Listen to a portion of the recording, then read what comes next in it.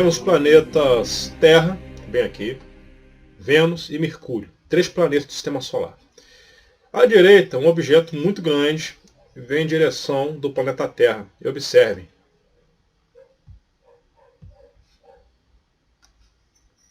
O objeto ele para em frente à Terra, abre um objeto como se fosse um leque e fica ali parado, bem de frente com a Terra. Viram só? Mais uma vez.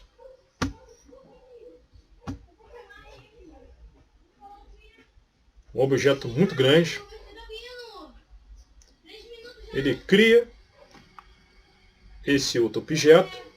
Parece um leque, um escudo. Agora, por que não vemos esse objeto? Se é um objeto tão grande assim, é um enigma. Por que não vemos? Não é? Por que não vemos? Um objeto que para próximo à Terra e cria esse, eu vou chamar de escudo. Muito grande. Qual a finalidade disso? Então são mistérios que a NASA ela simplesmente falou que isso é um reflexo. Mas isso não tem nada a ver com reflexos. Mas quem quiser ser idiota, problema de cada um.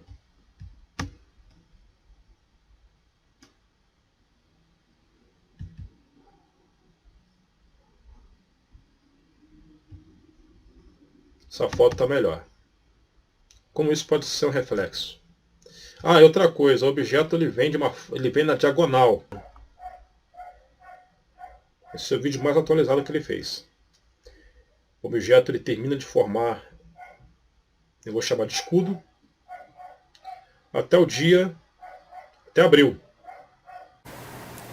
Prezados amigos e inscritos do canal, estamos vindo aqui para, vamos dizer assim, retornar àquele assunto do vídeo que nós passamos sobre a questão da proteção da Terra, onde mostramos que agora mesmo, nesses meses de fevereiro e março, as sondas de observação do Sol flagraram uma nave gigantesca que vem, na filmagem ela vem da direita para a esquerda, passando próximo daquele cabo da sonda, e aí ao se aproximar um pouco mais da Terra, ela lança no espaço uma espécie de um guarda-chuva, parece um guarda-chuva, que nós chamamos de escudo, né? Só que quando fomos assistir o filme na continuação, percebemos que o escudo está sendo colocado antes da Terra.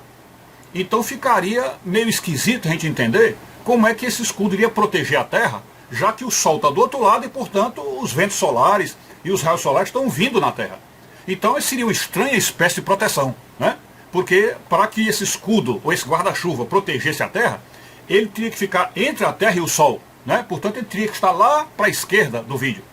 Então, como isso não ocorreu, começamos a pensar que espécie de escudo seria esse. Um escudo que pode ser colocado antes, aliás, depois do planeta, né? O Sol está aqui, no meio a Terra, então o guarda-chuva, em vez de estar neste meio, ele estaria para cá. Então, como poderia proteger a Terra?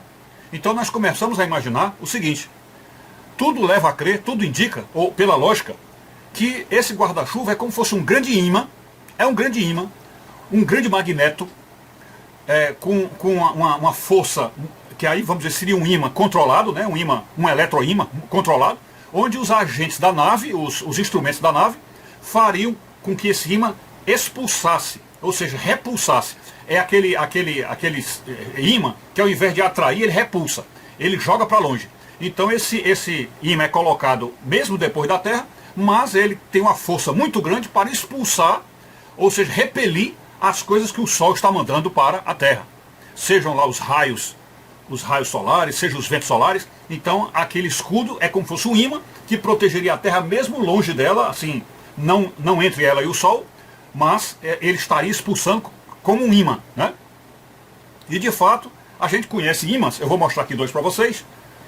Olhem só, é um ímã de alto-falante, né? E aqui tem um alto-falantezinho pequeno, tá certo? Então vocês observam que um ímã, de um modo geral, ele é atraente, né? Ele atrai, né? Ele é atraente. Não é isso? Ele é atraente. Porém, a gente sabe que existe o lado negativo e o positivo do ímã. E este aqui, digamos assim, que é o de atração, seria o positivo, digamos assim, né? No negativo, que seria o contrário, veja bem, o outro não se aproxima, porque ele repele. Ele repele, é uma repelência, tá certo? Então, existe sempre essa questão do lado negativo e o positivo, e um dos dois atrai e o outro repele, né? Então, a ideia que nós estamos tendo é esta ideia de que aquele escudo protetor, que parece para nós um guarda-chuva, ele tem na sua superfície uma carga magnética impressionante, que seria através de um magneto, um eletroímã gigantesco, uma coisa colossal, e que ela então poderia ficar até mesmo detrás da Terra e expulsaria tudo aquilo que está chegando do Sol para atingir a Terra, né? Então aí vem-se a pergunta, e no caso de Nibiru, como é que ele faria? Olha, eu acredito que a mesma força de repelência que um ímã desse tem, naves ainda muito maiores, muito mais colossais, irão se postar entre a Terra e o Sol, ou mesmo depois dela, com uma força gigantesca magnética, uma força de repelência magnética, e aí os efeitos de Nibiru não atingirão a Terra, né? E sobretudo aquela chuva de asteroides que vem na cauda dele e que virão cair na Terra, não nos atingirão, porque esse ímã gigantesco desviará tudo, ok? É isso que acreditamos. Então que Deus nos proteja, que de fato seja isso a verdade, e fiquemos em paz. Fiquem com Deus, saúde e paz, tudo de bom.